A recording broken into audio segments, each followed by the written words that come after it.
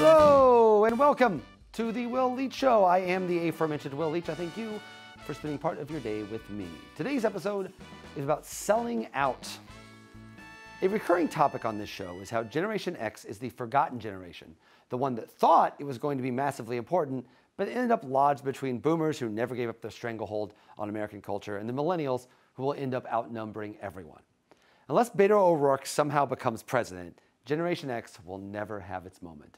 We'll just be known for grunge and Monica Gate and how big our cell phones were. But I'd like to humbly submit that Generation X can still be of some use.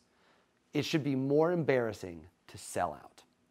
Selling out has lost any semblance of negative social ramifications. You're supposed to sell out now. Selling out is the goal. Get yours, get paid, get rich, no matter what it takes. Money is power. Money is how people keep score. That this would be the defining ethos of the age, and look no further than the White House to be certain that it is, it would be considered abhorrent not that long ago. In fact, right when it looked like Gen X was in fact going to be in charge. Appalled by the excesses and greed of the Reagan 80s, Gen Xers were skeptical of everything, of capitalism, of politicians, of anyone trying to sell you anything. The great Gen X movie icon, John Cusack's Lori Dobler, said, "I don't want to sell anything, buy anything, or process anything as a career. I don't want to sell anything bought or processed, or buy anything sold or processed, or process anything sold, bought, or processed, or repair anything sold, bought, or processed. You know, as a career, I don't want to do that." We believed him. We didn't know what we wanted. We just knew that we didn't want that. Now, we were a little naive, obviously. Lori Dobler described about 95% of the jobs on Earth, after all. But his heart was in the right place. It's good to be skeptical of advertising, of mass consumption, of unchecked capitalism. These are not people with your best interests in mind. It's okay to make money, but the idea of doing things just for money was crass and ugly, and more to the point, counter to basic humanism. How could you be a good person, a truthful person, when all you wanted to do was make money? Thus, making money was seen with skepticism. Bands avoided major labels. Actors took indie roles. You did your best to always keep it real. We were self-righteous and privileged, to be sure, but our hearts were in the right place. It's good for your soul not to sell it for money. The truth will set you free. Unleash your inner Lloyd Doblers or your Jessies and Celines from the Before Sunset movies. Take care of yourself and your loved ones first. Be true to yourself. As we've gotten older and closer to death, we've all realized that maybe we were right, in fact, right about selling out. Money isn't how you keep score when you die. You just die.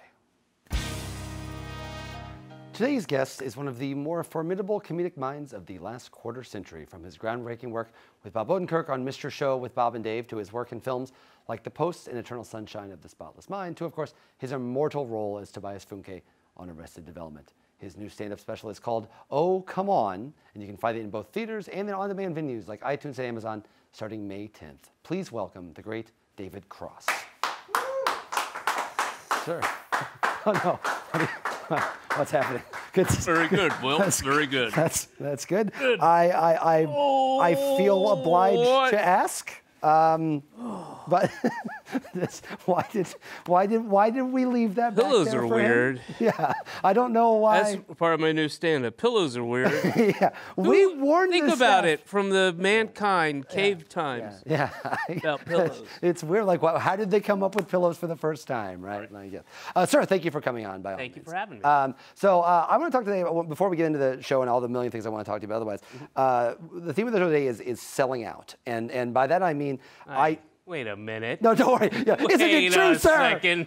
No, but I feel like you're a little bit older than me, but not much. And we are kind of, I remember like one of the formidable things for me in popular culture was the idea that from my time, and I think when I watched you on Mr. Show and listened to Nirvana and all that stuff, the idea that like selling out was something that was like embarrassing. Or if you did it, you had to have a good reason. People got after Kurt Cobain for signing with Geffen and stuff like that. And I'm curious, it seems like now, and I don't know if I'm being crazy, cranky old guy or not, but like the idea of selling out possibly being anything but a net positive for everyone, and that's something you should do as immediately as possible. The idea that something other than that is vanished from the public consciousness. Would you say that's a fair statement? I agree. I've talked about this before because, as you said, my generation, that was a big deal, and there were very specific sea changes. One was, I remember it was a huge deal when Michael Jackson got the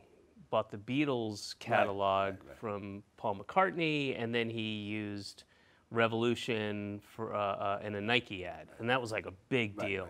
And I kind of straddled the two generations, like all the kind of hippie boomer guys before me were, you know, and I liked and respect the Beatles, of course, but I also didn't give a shit in that sense of like, oh my God, but... What would John Lennon say? Yeah, I mean, I understood why people would be upset, but I was never that upset. And then the people kind of post me on the other side of me who you know, started slowly but surely making their way to, well, fuck it, I want to eat, you know, and then I remember years and years and years later, there was it was I think Volkswagen or some car company, I can't remember who, and Modest Mouse had a song. I think Wilco had a thing like that too. I think. But at that point, I was like, good, good for you. You're getting ripped off constantly. You are a consummate artist. You know, like Isaac Brock is a fucking artist, and he, you know, sweats and lives his work, and he. Goes out and he brings it every time he does a show, and they're not easy, and touring is not easy, and you're being ripped off by, you know, various you know, iTunes, Spotify, whoever it is, and God bless. And now I'm totally of that, you know. Do you think the instinct initially there's value in it, like for me like. Well, that's the justification is always, hey, more people get to hear our music. That's where I think we've come to that point from. You know, what doesn't seem like too long ago for me, of people going, you used your song in a Miller beer ad? You poser loser, I'll never see you again, to people just not caring. Do you personally feel like, I mean, obviously, like everyone's just trying to make a living. Like, listen, I started Deadspin. If you'd have told me if you're doing a Sports Illustrated TV show, I'd have been like, what a sellout doing that. So, like, I get it. Like, we all grow up and become like regular things. But like, for example, you have this new special, and like I think the big thing that everyone is doing now is they go to Netflix. There's like the 80 drop loads every Friday or whatever day they go up of all the Netflix specials. And to me, the way that you're doing it seems to me, while obviously you want people to buy it and you want people to spend money to watch it, it does feel still kind of in the way I would expect you to do it. In the idea that it's a little different. It's not the easiest possible way to do it. Yeah, that's definitely one of the things that appealed to me about this. And they approached me. They wanted to put out, the Comedy Dynamics wanted to put out the last special that was on Netflix, Making America Great Again. And I went with Netflix in part because I had a good relationship with them, and they offered me a nice chunk of money, and but my experience, and this isn't like negative, but it is, and I've talked to other people about this. I talked to a good number of people who have, comics, who've released stuff on Netflix and released stuff kind of this way. And, I really did my research. I talked to a bunch of them, and the shared feeling that they experienced, as did I, and this actually, there are other actors on Netflix shows that share this experience, is if you are not part of the algorithm, they're never going to find you, and it's a weird thing. You just kind of disappear. And also, you don't get any number, right? They don't give you any feedback to how many people are watching it, or anything like that at all, right?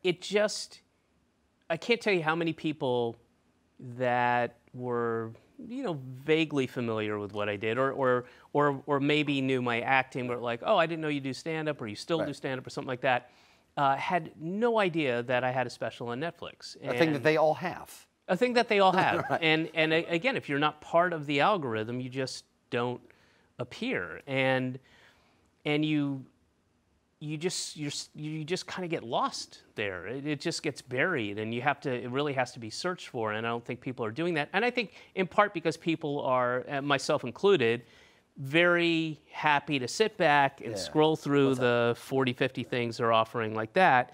And I do the same thing, unless I have it in my mind, like, oh, I want to see. Like I've heard Roma's really good. I'm gonna go sit down and watch Roma. Right. And if you don't do that, I think, and again, I've experienced it myself. I'm just happy to go. You know, honey, what do you want to watch tonight? My dog. You know, what do you want? I can tell by the. Yeah, she'll scratch out a 2 for yes, 1 for no, and that's what you do. And you go through and you go, oh, that looks good, and it starts and off you go. And I just didn't want to have that experience with this special.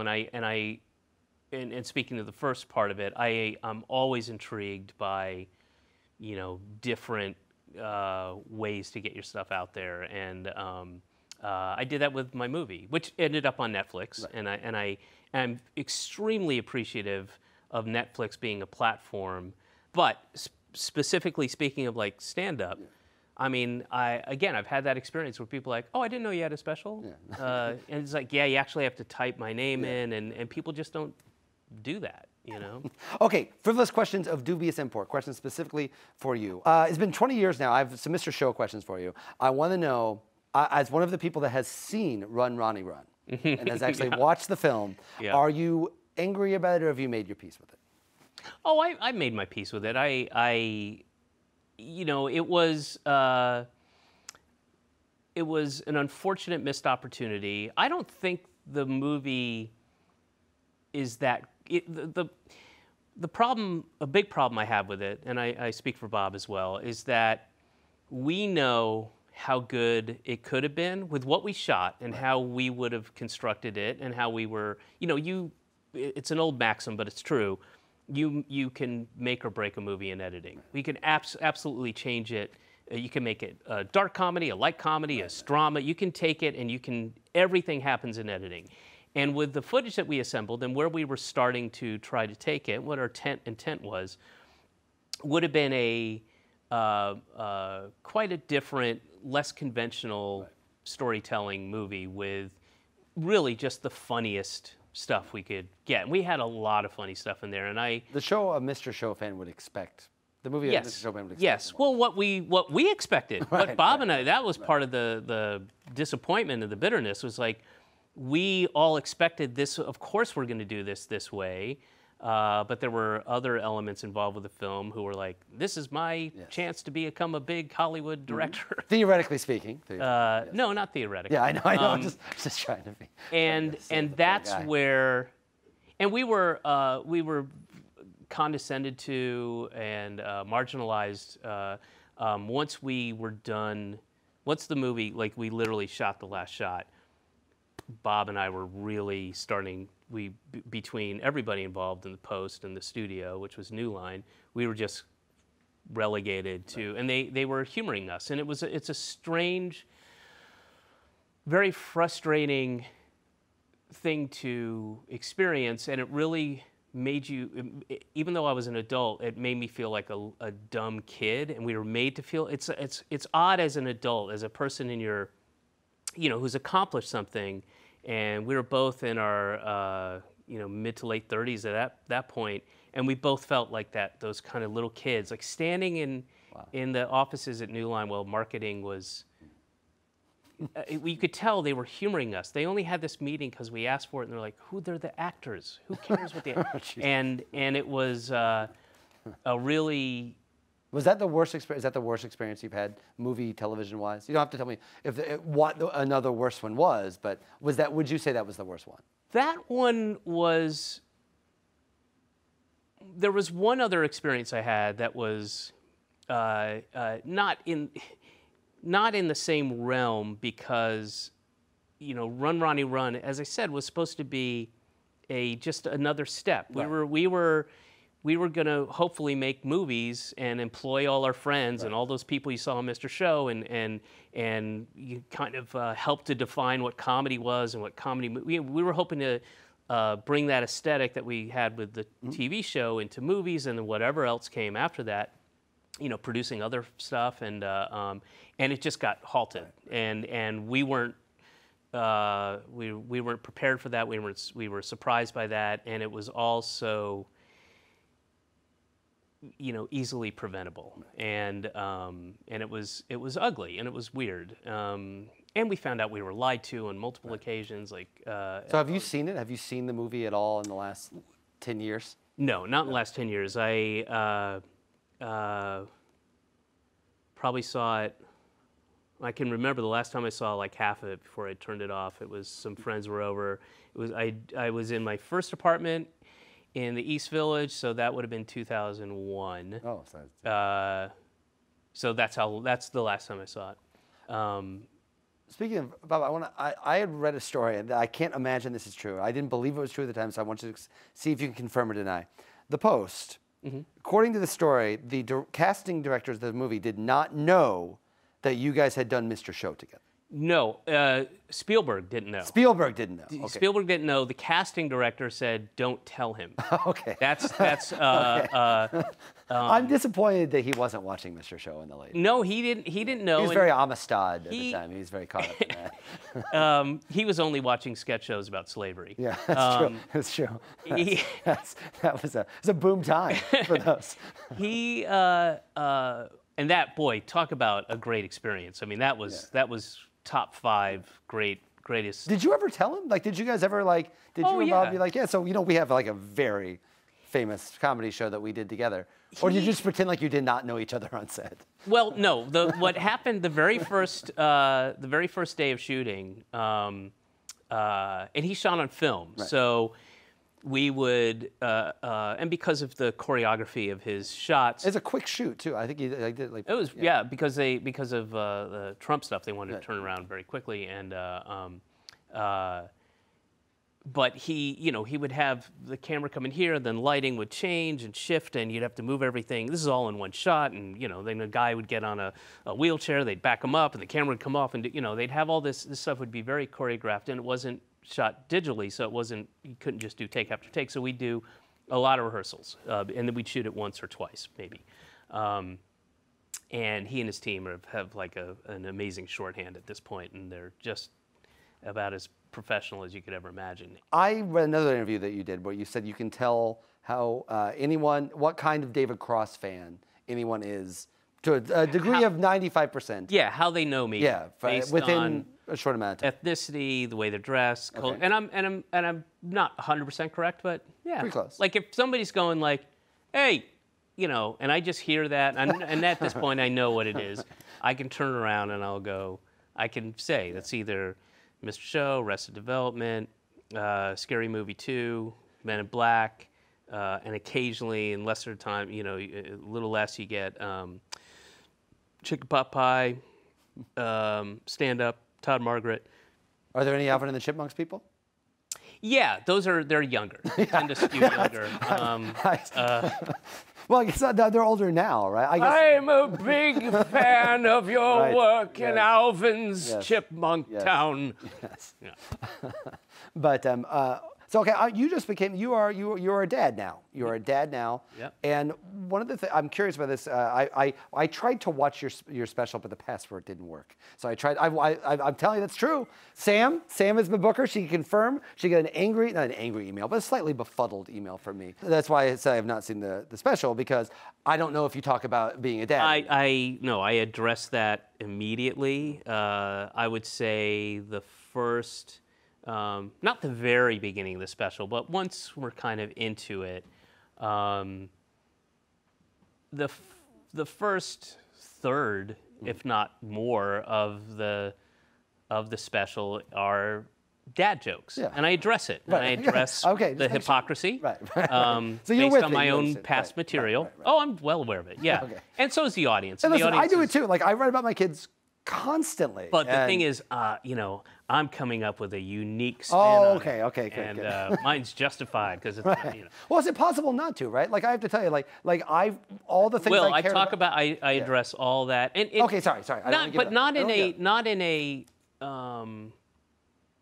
It is part of the stand-up routine. It all has everything I'm saying has a place and can reference things that are a little bit down the line. But I talk about how it would be, hypocritical not to address the hypocrisy and the inherent hypocrisy and double standard, and then even joke about. But I've got, my observations are right. They're different. Right? But it would be impossible not to. I mean, that's the thing. Is like the first 2 years of having a kid, all I can think about. I mean, there's. I'm not saying that it's like cutesy. I'm sure it's David Cross comedy. It's just and it's all legit. I mean, it's but it's all. There's some darker than I'd say normal. Okay, fair enough. I believe you. Yeah. Okay. Just a couple more. I don't know if you guessed upon seeing me, but I was a Mr. Show. I was a big Mr. Show fan. You guys came back last. It's been 3 years now. 4 years? It's been maybe longer. Yeah, something. I was amazed at how much it held up. I have to say, like how much the new episodes did not make me feel. This is a common thing, right? Often when things come back after a long time, you can make you feel bad about liking the original thing, and that did not happen at all with you guys on Mr. Show. Are you going to do any more? Have you guys thought about doing any more? I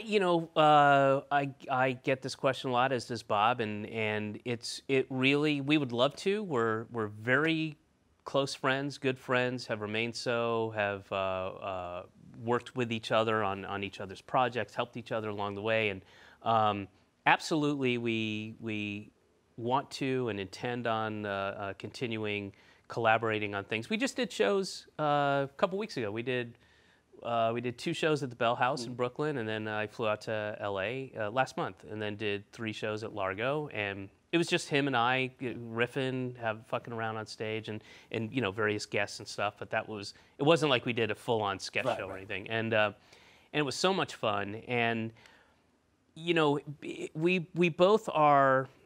It's tough because he lives in LA, I live in New York. Up until this year, he had kids that were in school. He's on Saul, which has a very, that's a long shoot, and he's got months of promotion when that stuff kicks in, and I was living in London for years doing Todd Margaret and Bliss, and then came back here and then had a kid. So our schedules it's really tough. If we lived in the same city, then it would be a little easier. It was a minor miracle we were able to do the 4 episodes we could for Netflix. In between his Saul, we shot and we wrapped, and we shot our last show, had a little wrap party, and then the next morning I was on a flight to London to start Series 3 of Todd Margaret. And literally I didn't even get to go to New York to change my clothes out. I'm not kidding. I mean, our schedules were just. Okay, my last question, I ask this of every guest on the show. Okay. You look around the world, it is a scary place. I don't know if you've noticed, it seems very scary outside. I ask every guest this, and I feel like you are a particularly important guest to ask this, are we going to be okay? Like, are we going to be okay? Are we going to make it through this? Are we going to be okay? I think we are. I think I'm as much as I personally have a desire for everything to get back to normal again, even though it never will be normal. I think we will get to a place where, and this is just speaks to, I believe in America. I believe in the idea of it. I believe in how I know it successfully worked in the past. If I can ignore some of the awful, egregious, horrific, illegal things we've done, I can see the positive things we've done, the progress it's made. But yes, I guess the short answer is I do think, because I believe in America and I believe in Americans and I believe in the what's been set up, and I believe we will prevail. I'll take it. I will take it. I will take that. All right. I will bring back my floppy hair if things get back to normal. All right. Again, probably not necessary. I'm just trying to do what I can. All right. I'm just trying to do what I can. Okay. So David Cross, thank you so much for coming on. And the special is May 10th. It is out on all kinds of different services. It's called Oh Come On, David Cross, in honor, as always. By always, I mean the last time I saw you was 21 years ago, and I had floppy hair. So in honor since then. Sir, a pleasure. Thank you. Same here. David Cross, pretty awesome. This has been the Will Leitch Show. Please find the Will Leitch Show. Some of the places you'll find, oh, come on, actually, on Amazon channels, also on SITV, and wherever your Will Leitches are sold.